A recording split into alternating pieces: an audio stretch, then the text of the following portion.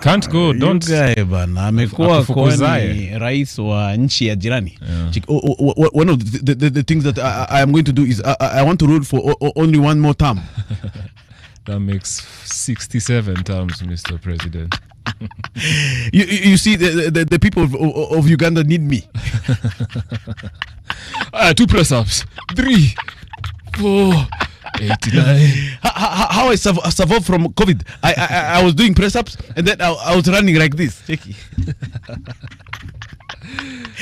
You guys must so must that's how our visa to go to Uganda. In fact, we are talking about going to Uganda next week. Itabidi Mesfin as he posts a video. So yes, George Waweru is still around because something has happened. Alafu you guessed wetu ni kama ameshikamana sana. Yeah. So ameshindwa ku make it to the studio, you guys must sadly. I think amepatana someone who did motivation more than us. Yeah, but now we had nilikuwa nimefanya research sana for jamaa anaitwa Bona Stan. He'll be here next time. Yeah, next time. We're going to wait up for him, but for now I'm mourning as at now. Sijapona bado. What's up? Si bado nasikia hat. Oh, for the standing you up. Yeah. Okay. Yeah, nasikia nika I'll give me like 2 minutes and recover. You'll forgive him in 50 months.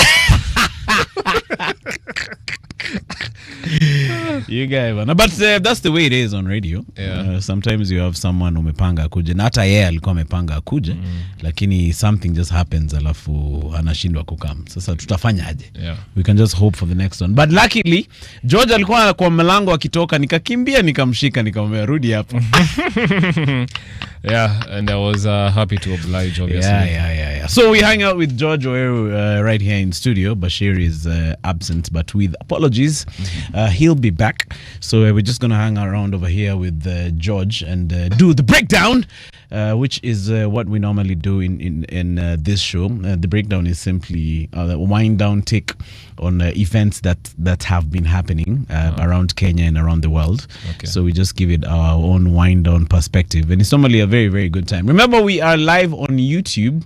Go to Radio Gen KE and you'll be able to see our stream live, and you can also comment over there and tell us what you think about the show, about what's happening over here in studio, about what's happening where you are.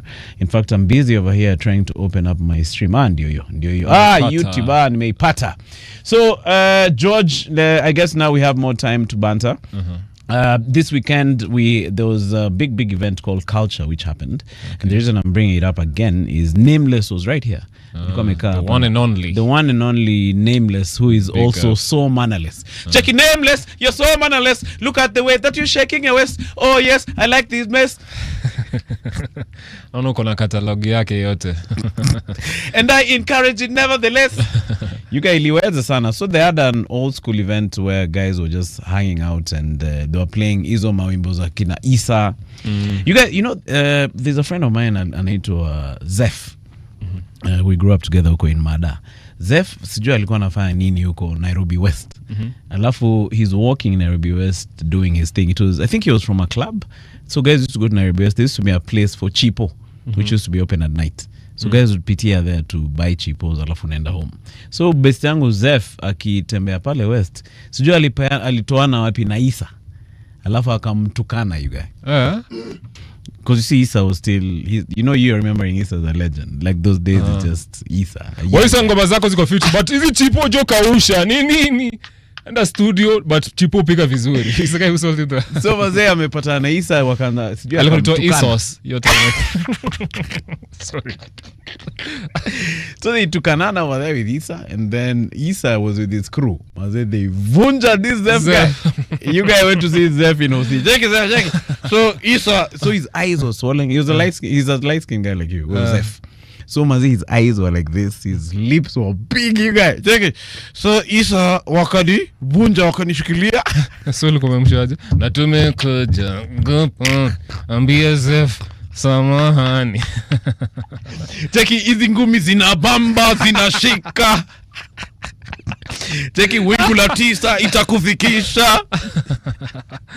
Cheki ukide mangumi. Do you ever look back with him and ask him like what was happening? Oh, no, I haven't seen him in a while, but the interesting part was he came and told us. Then now us guys went to start tafuting those guys. Went to tap to squad ya Isa. Si tumvunje hivi. Check it tukipata all boys. Okay, me and yes again. Me I was just choching you guy like.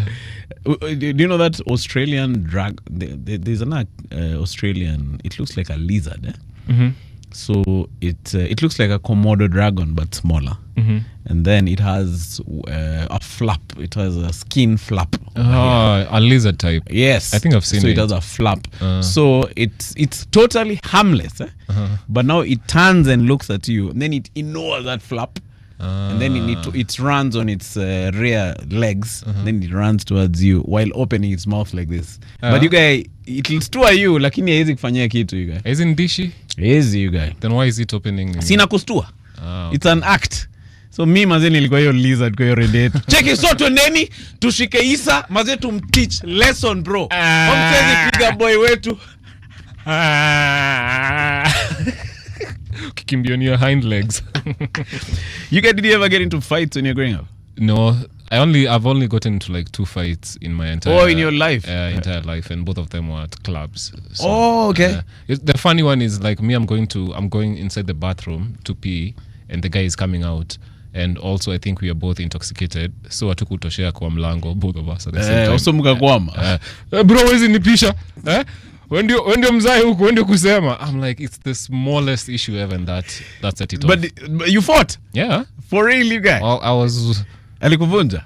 The thing is, patana, like you're saying, people walk in groups. So mi sikona group yangu. When do you call Zef? I think light-skinned people don't stick together. Bashir was nowhere to be seen, you guys. Cheki Bashir, aya, ako wapi? So nilishika mashati hapo, and then they were just, hammer blows raining down on me. Oh, for real, you guys? Yeah, before my guys came through. Oh, your guys also came through? So did it become a brawl? By the time, no, they were stopping the blows. I got a broken nose. Someone twisted my nose. But I had the movie moment where you fix it back yourself without going to... Oh, you did? Yeah, where you just... and it goes straight. Ish, but you guys, that is nasty. Nasty, yeah. But also, that's dangerous. It is. Because unaweza dead, you guys. As in, unaweza gongwa pahali, and then it becomes another hospital. Yeah, case. Yeah. Hata hizo tu kurusha mangumi and everything. Yeah. At the height of the moment, you think you're being macho and everything, but generally you're not a fighting guy. It's too risky. No. Because I've hung out with you a lot, and I don't think... when I discover somebody is hot-tempered and a fighting guy, I normally avoid. You stay away. I don't go anywhere with that person. Yeah. Because maze me first sijui ku fight. Alafu pia I value how my face looks like, you guys. Yeah, tena I don't want to say ati we don't have a lot of... like we are old now. Fighting is a young man's game. No, they're older guys who fight. Really? You've not heard of these guys? Okay, Waitito. Allegedly. Waitito can't fight. There's some guys throwing stones and politicians. There's this alleged story of allegedly this guy who has a big restaurant. And then alikosana na boy fulani mwenye alikuwa nakatia demu wake. That guy chomoa the gun, you guy. Pepeted that guy in the donkey. And the donkey never check it, pa! So it's a sad story, you guys. So they went to court. This guy now walks with crutches.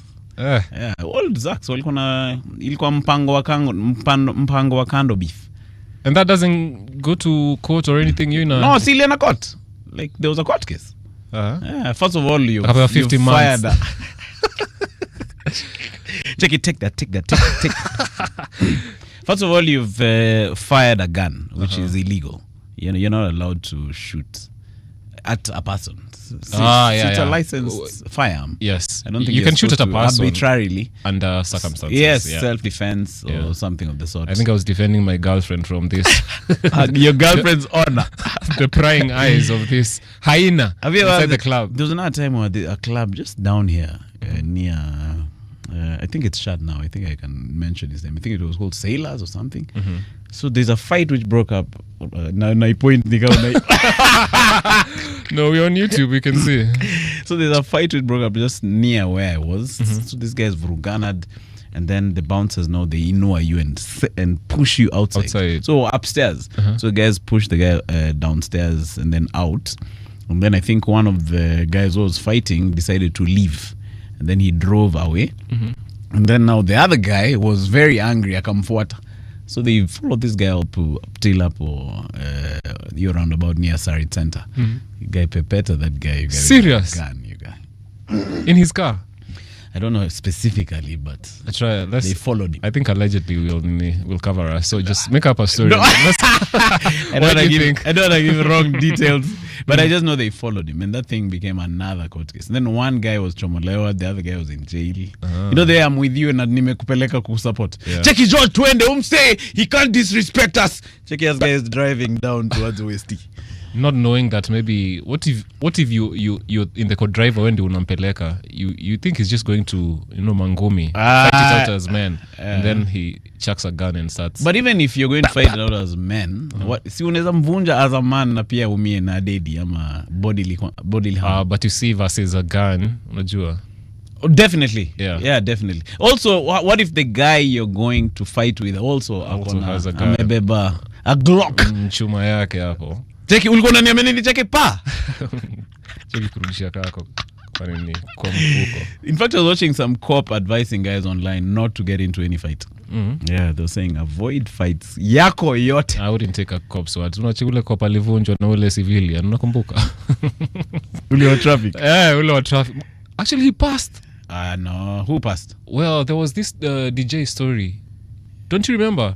Which DJ? Some popular DJ who was caught. And yeah, that's another story. That's another one where they beat a cop to death, allegedly. Yeah, allegedly, yeah. You see, easy stories, what is the intoxication? Yeah, things just go wrong without you. And funny enough, that DJ allegedly doesn't drink. Lakini wase wake I think walikuwa drinks baya. Taki ibaya la kinywaji, lakini bili ka drinks la bila kuvunja. All right, rewind and bring it from the top. Check him second when Mangumi goes.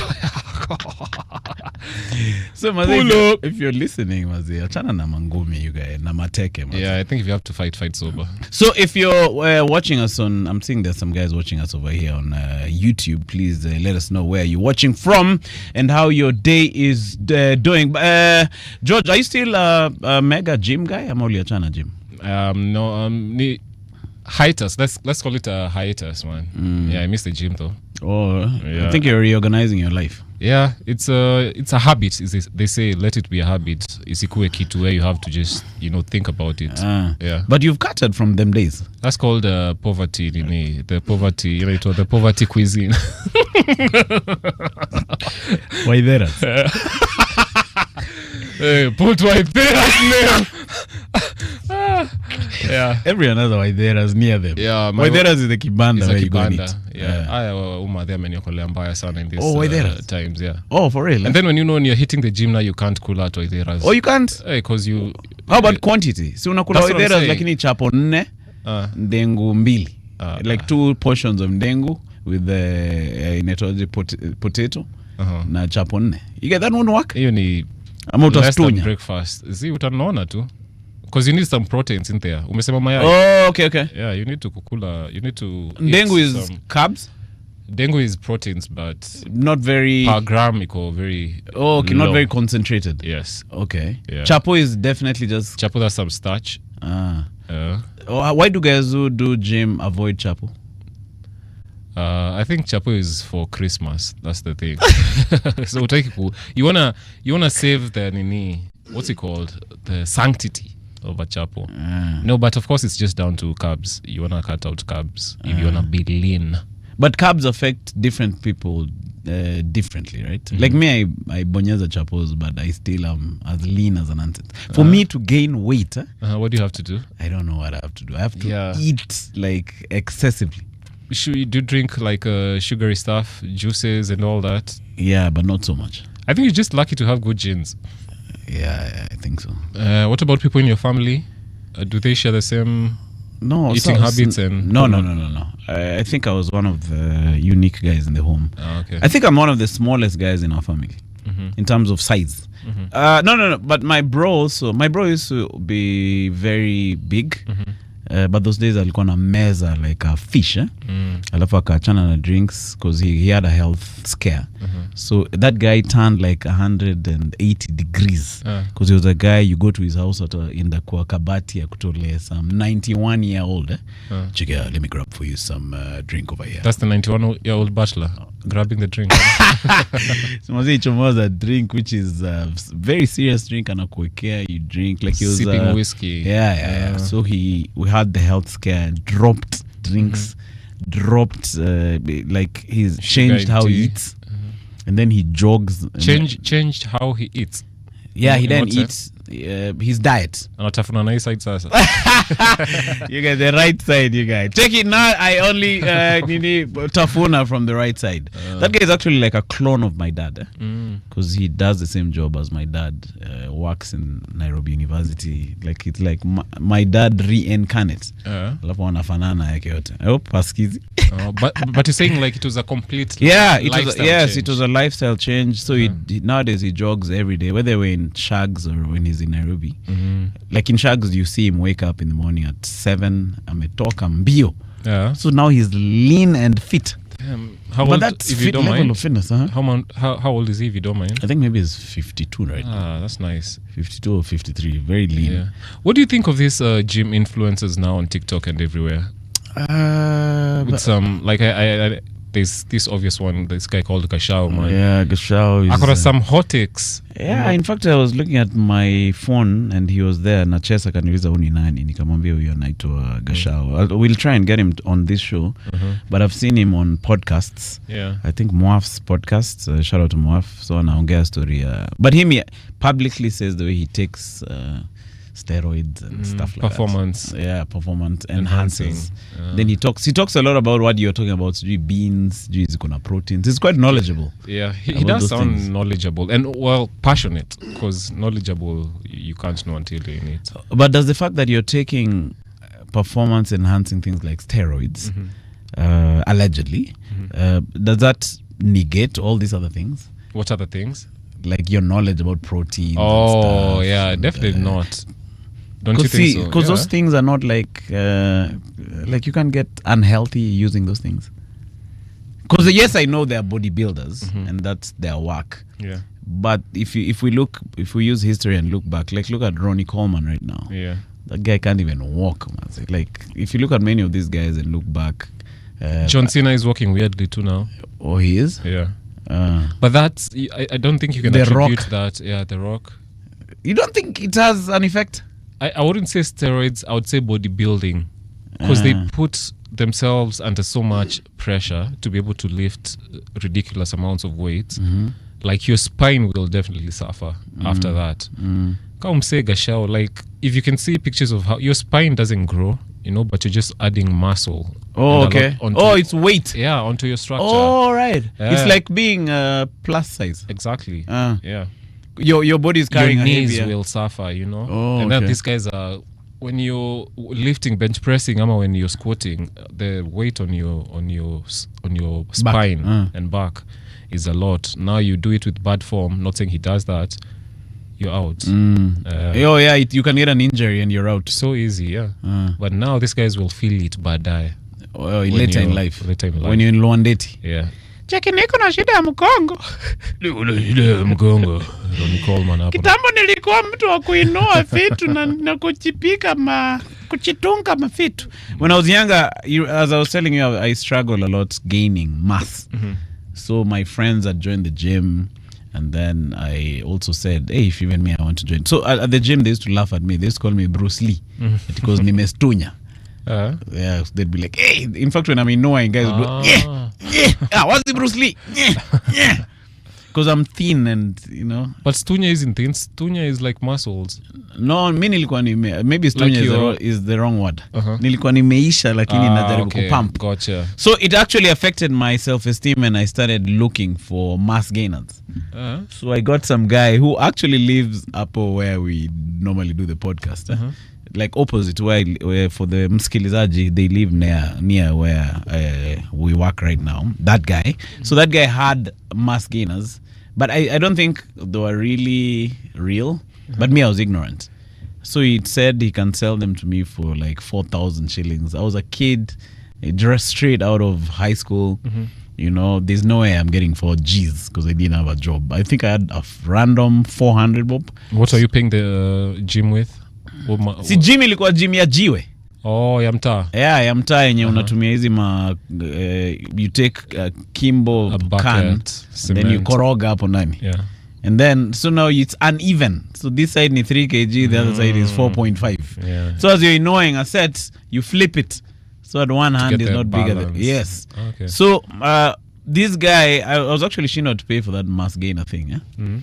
So this guy would come to my house. My mother is the one who bailed me out. Akasema wache kununua hizi vitu za uchinga. You'd already like yeah, I was kunying that stuff. In what powder form? Yeah, or it was tablets? powder form. Yeah. Ilikuwa imeandikwa hapo mass gainer. But I don't maybe ilikuwa ya followers YG. Kunywa hiki kitu alafu wewe angalia tu Instagram yako pole pole. Yeah, but I didn't really grow that bigger, but like I just said that to share how much pressure sometimes you feel at some point in life to look like your peers and your friends. Because I don't have a friend, I've forgotten his name, but alikuwa Johnny Bravo like though.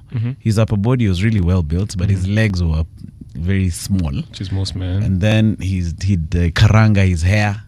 Do you know what karanga is? Yeah. So he'd karanga his hair, bigger cut. So he used to have chicks, eh? Hey, you guys, that guy alikuwa na madem kaa wote hapo Madaraka, you guys. But he spend like he's grooming himself. Yeah. He'd gym. You guy, I think he also used to chop those mass gainers, Q sniper. But you guy arms nini. Shida tu ilikuwa miguu. Miguu mazoezi ilikuwa mbadala, you guy. I think you can wear pants. Miguu unaweza solve. Sindio, unaweza ficha miguu as long as arms. But ukitoa longi mazoezi ni mbadala. Si unatolea kwa giza. Kwa the last thing. Check me out. No. Don't try and switch off that light. I have not removed. I need to remove my trouser later. So yeah, I don't know. This influencers. And then another thing about the bodybuilding thing online and the health thing is there's always a new thing.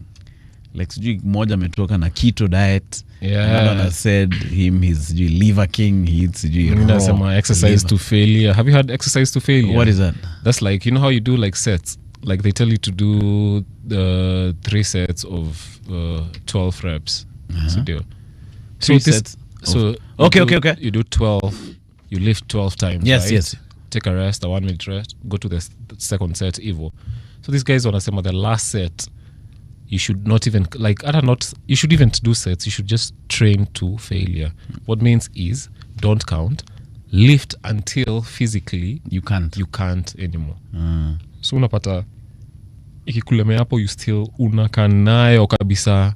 You lift it and when you drop that thing you're dead. Oh right. Yeah, you just can't even. So is that like the new fad? Now that's how you gain muscle faster, and they're backing this up with like science. They have these pods where they're fixing on the muscle to see what kind of form I'm aware I'm representing so badly now. Where the most work is being done by the muscle. Oh, okay. Yeah. So they can like technology has gone even into fitness, so now you can really tell what works and what doesn't. Have you heard of this new one of how to become an Olympic sprinter?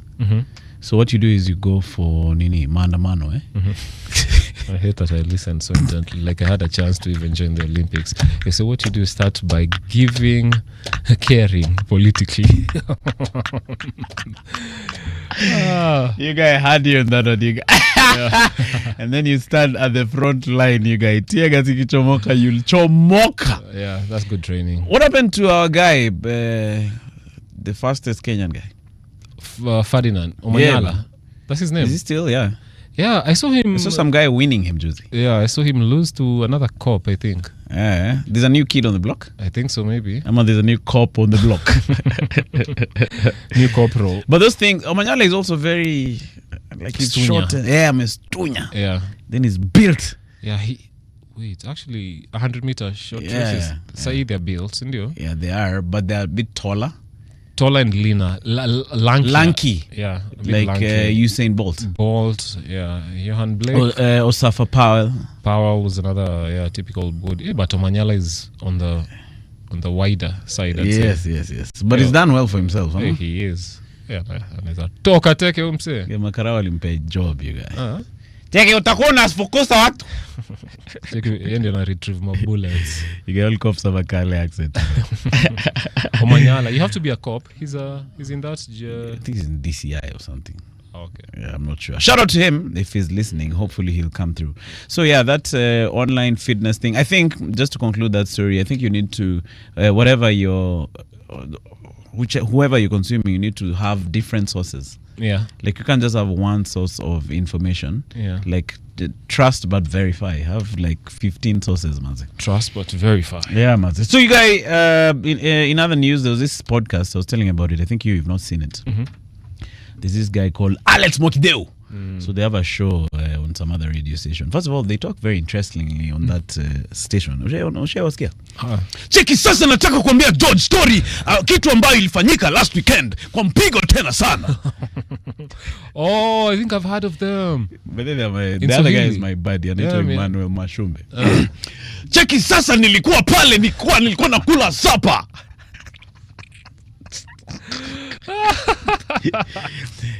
You guy, why do they talk like that, you guy? Yeah, it's that radio it's a voice, style. man, yeah. Maybe we should be pigging like that away. Maybe that's so, yeah. That's why. But your impression was, because I knew them via your impression. I've heard them talk about. Oh, you remember them through the impression? Yes, yeah. You know, I used to go to, when I joined radio, I used to go to Emmanuel Mashumbe's show. He had a show with he was on another station at that time. So I'd go there, then I'd observe what they're doing and try learn from, you learn by observation. So he'd give me a chance to talk. So alikuwa nakaa hapo na wasikiza, then kidogo ameasha mic ameniambia, "Haya, ongea sasa." Cheki sasa tuko kwa studio na huyu jamaa anaitwa Emmanuel Kisiangani kwa mpigo tena sana. And you're like, asante. I'm like, I'm heading digs. So anyway, but shout out to them. They're legends in the radio industry and field. So this guy hosted a podcast about a gentleman called Mr. Robert Burali. So that thing has really been trending. In fact, even there's a video that someone did over here, my co-host, Brian Odwar, talking about that same thing. It was basically that lady alleging that they never even had, kitendo chandoa, especially during their honeymoon. I watched that. What lady? Podcast. So this guy called Alex Mwakideu, his wife, he's on the podcast, or rather his sister, Alex Mwakideu's sister was married to Burali. Yeah. So Alex Mwakideu hosted Burali on that podcast, and then later on he hosted this sister. Gotcha. So now it was like verses. Like he said this when he came here. Yes. Who came first? The guy. Burali. He came first, and then now pause. And then now this other chick came through. Alafu this chick was really toboying you guys, Mercedes and Ndoa. But you guys, what do you think about this airing your laundry in public, you guys, generally speaking? I've always frowned upon, looked down on that, Maze. But understand it happens with podcasters like me. Yeah. There was once I was dating this chick, and I was hosting a podcast with a friend of mine called Eric. We were doing a show called Bare Knuckles. So I wasn't dating her. Yeah, we were dating, but we dated for very long. So it was supposed to be we date and then we get married. She was really into me, that chick. So we cosanad, or rather, I mean, it was actually me. I was like, I'm not into this thing. And then, but her, she was still lingering those sort of maybe. And then now we were doing a podcast with huyo jamaa anaitwa Eric. So mazini kaongea stories all day hapo kwa hiyo pod. You guys, that chick was really hurt. She never ever talked to me again after that. She listened in? Yeah. She sent me a video. It was on YouTube. So akanitumia link, akaniambia, "Wa, I heard you saying X and Y about me." Because I said some very intimate stuff about our relationship over there. And that day after vibing, I remember in my heart I was like, hey, maybe I should text that chick and tell her that nimemwongelea kwa pod, then she shouldn't take it seriously. But I didn't. Wow. So I think for her, that day is when she broke up with me, you guys. Just for stuff you said randomly. Yeah. It wasn't really random. It was a very intimate thing. You know the way you break up and you fight? Yeah. So I shared on air that details of that fight, of what happened in Nini. Then I said the way she's the one who katiaed me, I didn't katia her. There was another day I told her, let's break up. Then she started weeping like she's about to die. I think that's why Nishak pigia story kayo. It doesn't sound familiar. No, I think ni venye naipiga. Oh, okay. Moja nitakuremind. Okay. But as in I'm saying that to say this, like this podcast, man, the guys are really toboing. Do you think deep secrets? It's something about being on air or on a podcast that, cause there's dead air, you don't want to sound boring if you're on a podcast or on a radio show, sindio? Uh-huh. So you wanna, it's like in your mind you're like, okay, I have to keep this interesting to watch, and then now stuff that's normally private or intimate, you just find yourself like sharing this. It's like you're blurbing.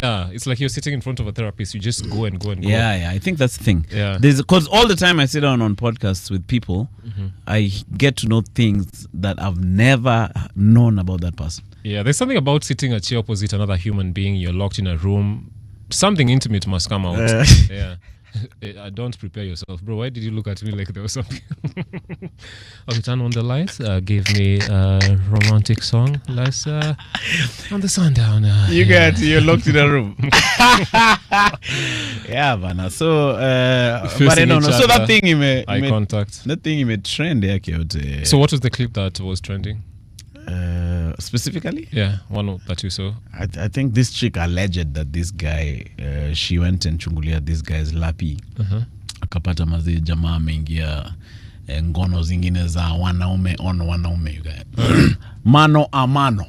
Okay. Cheki mano a mano.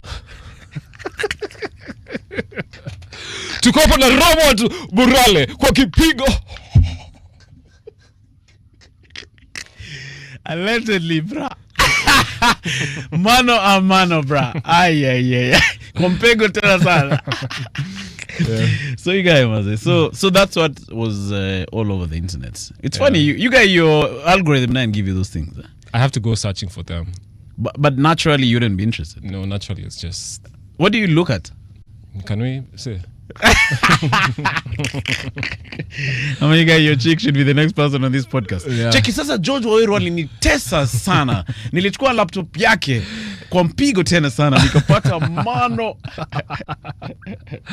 But do you think you can ever know someone 100%? Me, I don't think you can. No, I don't think so. I think there's still layers to unwrap and unravel out. I mean, I think even if you hook up with someone, whether you're in a relationship, marriage, like there's areas of this person if you discover, you'll be like, yo, I never knew this about you. Like the longest relationship I've been in was like 3 years, and even after that, even on the third year, you're still discovering things, not little things, like things where you have to talk about issues with your person. Like, I didn't know you react that way to this type of stuff, you know. Some of these issues are stemming from childhood.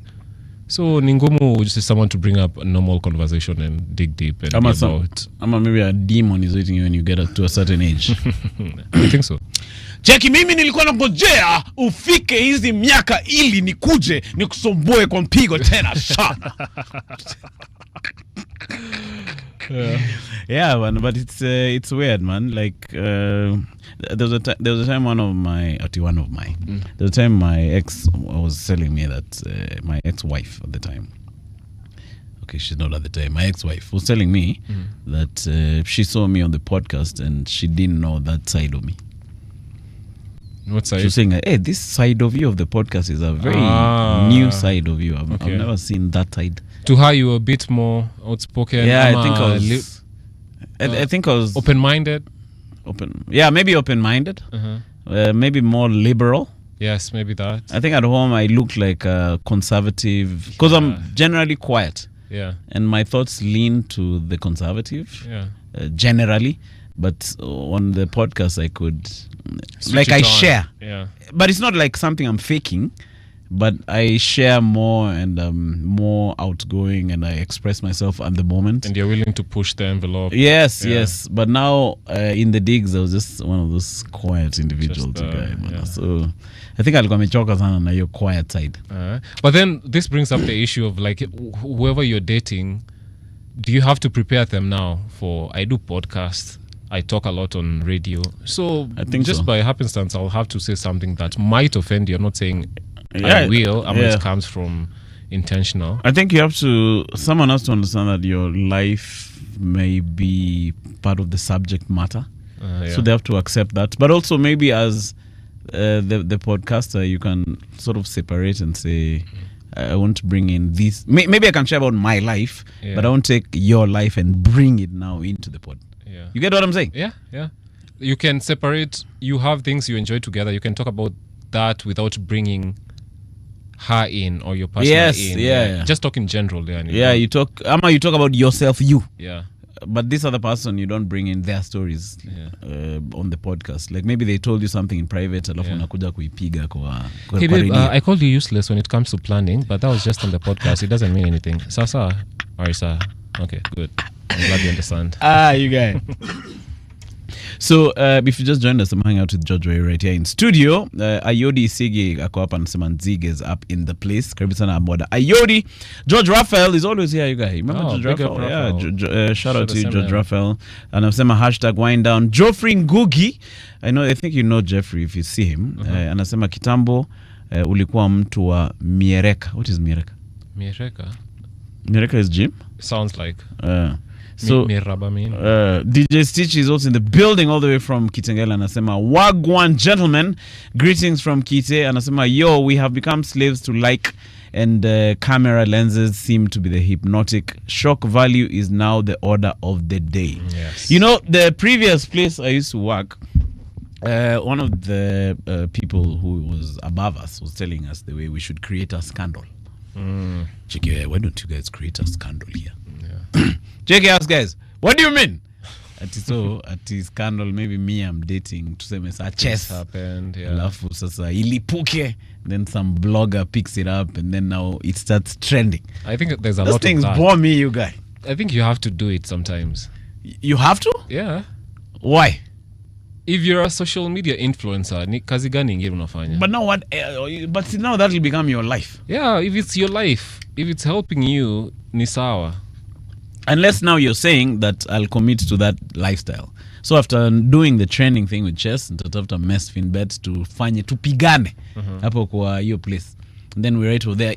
Radio host beats up co-worker. Alafu sasa i-trend, alafu iishe, and then now we do another one. Cheki aya, radio host strangles head of radio of their company. Hey, like, what's up with this radio? So you have to keep upping the scandals, into But are you getting listeners? Maybe it doesn't even work. Maybe you're just getting viewers for that time.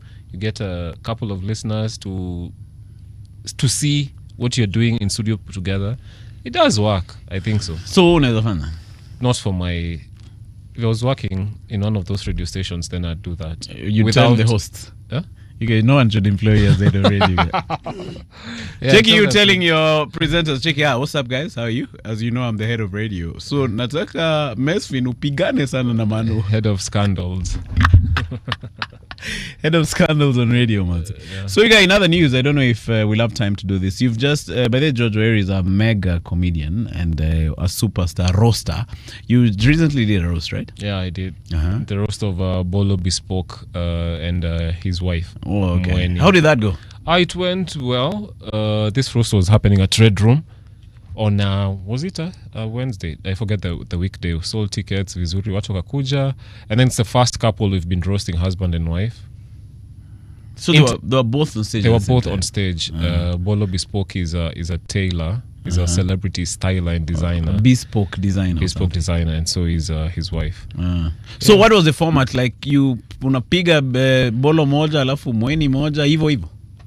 Ilikuwa chagua hapa. Some guys did it differently, where you just start with bolo ama mweni and then unamalizia. I like to switch it up a bit. So you are doing mix and match? Mix and match. Na ilikuwa inaweza? Although we looked like Teletubbies up on stage with that outfit they gave us. They are the ones who gave you that? Yeah, they styled us. I like they styled us differently. Alafu his first joke when he came was like, unajua mimi natengenezea mtu suit na budget yake. That killed. Okay. About you guys now. About us, yeah. Okay, that is... they're actually good at... Oh, they really... I think I have to shout out the head writer, who was Tai Ngashira on this one. So he writes for the roasties, and he did a good job, but they did a greater job adapting to the jokes and making them their own. Oh, okay. Yeah. But very well spoken, I might say. But do you now find yourself roasting guys obvio? Because now you don't. Not really. Although I do find it's like a nice skill, but it's a comedian skill. It doesn't have any. But the goodness is, do it once, then you're channel with it. Like it's not like you'll be hanging out with that person again. True, yeah. Yeah. I'm not in that. A lot of comedians tell me they don't like getting that roast writing mentality, that it gets dark. I have never experienced anything like that. All right. Watch out for that. Shout out to Zeus. Zeus is saying, core representing. I'm hanging out with George Waweru right here in the studio. George Waweru is a comedian, podcaster, and lifesaver. Sports enthusiast. Because mazee ningekuwa hapa napiga show solo, but George happened to be around. So shout out to you, George. We're gonna get into some jams. Tutatafutia George maji. Unajua sasa kuna extra water.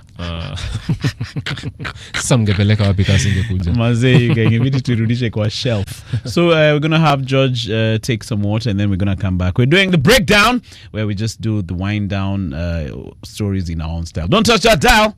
We'll be back. It's 9 o'clock.